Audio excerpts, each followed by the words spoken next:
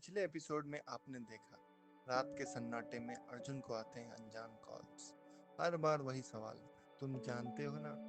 पुराने रेडियो से जुड़ा हुआ एक रहस्यमय राज। और फिर 2009 के अखबार में छपी एक खबर, मिसिंग मीरा सेठी। अब सवाल यह है, क्या रेशमा ही मीरा है? क्या यह आवाज किसी अतीत से जुड़ी चीख है? और आखिर रेडियो में कैद ये गुमनाम साया कौन है? रहस्य और गहराएगा, कहानी अब और खतरनाक मोड़ लेगी। तो आइए मेरे मित्रों, स्वागत है आपका पार्ट 2 की रहस्यमय दुनिया में। अर्जुन ने रेशमा से पूछा, पर वह कड़ाई से टाल गई।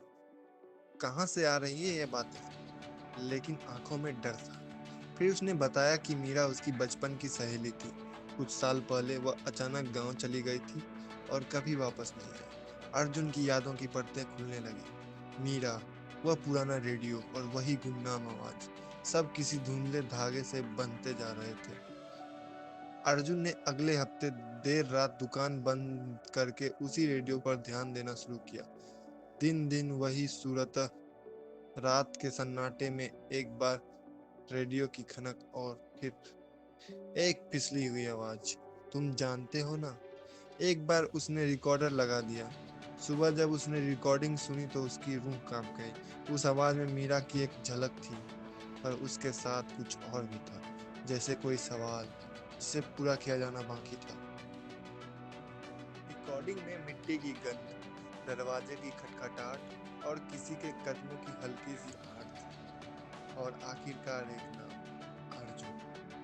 किसी ने धीरे से कहा। आवाज धीमी करते करते खत्म हो गई। अर्जुन को समझ नहीं आ रहा था कि क्या सही में वह आवाज मीरा की थी या कोई और चाल थी। उस रात उसकी नींद उतर गई। उसने तय किया कि सच का पीछा करेगा। उसने पुराने अखबारों, पुलिस रिकॉर्ड्स और गांव के लोगों से पूछा। सबका जवाब एक सा था। तब परेशानियां थी, पर कोई ठोस सुराग नहीं मिला। बस एक पुरानी कहानी कि मीरा ने किसी राज का पता लगा लिया था। आखिरकार उसने गांव के उस पुराने आशियाने के पास पहुंचा जहां मीरा आखिरी बार देखी गई थी। वहां एक टूटी दीवार के पीछे अजीब सी गंध थी, मिट्टी और पुराने कागजों की। अर्जुन ने खुदाई की और जमीन में दबा हुआ एक छोटा डिब्बा निकला। उसके हाथ कांप रहे थे। डिब्बे में एक लटकता हुआ लॉकेट, एक पत्र और एक पुराना ऑडियो स्पूल था। स्पूल पुराने रिकॉर्डर से बिल्कुल मेल खाता था। और जब उसने स्पूल प्ले किया तो वही आवाज आई। पत्र में लिखा था, अगर तुम यह पढ़ रहे हो तो सच्चाई पास है, पर साथ ही खतरा भी है। मैंने सच बोले तो मुझे, और तुम जानते हो ना। पत्र बीच में कट गया था, लेकिन आखिरी पंक्ति में एक नाम था, राकेश। राकेश सर का वही शख्स था जिस पर 10 साल पहले कई आरोप थे। भ्रष्टाचार, रिश्वत और एक रहस्यमय निर्माण कंपनी का मालिक। अर्जुन को लगा कि अब तस्वीर साफ हो रही है। मीरा ने कुछ जानते हुए उसे उजागर करने की सोची थी, और उसकी आवाज़ अब भी किसी तरह बाकी लोगों को बुला रही थी। अर्जुन ने पुलिस को सब बताया, पर अधिकारियों ने कहा कि सबूत नाजुक है। तभी उसने उस रिकॉर्डिंग का दूसरा सेट सुना, और आखिरकार उस रिकॉर्डिंग के आखिरी सेकंड में उसने अपनी ही आवाज़ सुनी। वही स्वर, वही उच्चारण, पर उसने कभी उस वक्त ऐसा कुछ कहा था ही नहीं। रात भर अर्जुन खुद से सवाल करता रहा, क्या किसी ने उसकी आवाज़ नकल की? क्या उसने कभी बेहोशी में कुछ बोल दिया था? या तो यादों के तंतु बिखरने लगे, लेकिन उसकी तुलना तुलना में गांव के बुजुर्गों की आंखों में डर था। वे जानते थे कि कुछ बड़ा हुआ था।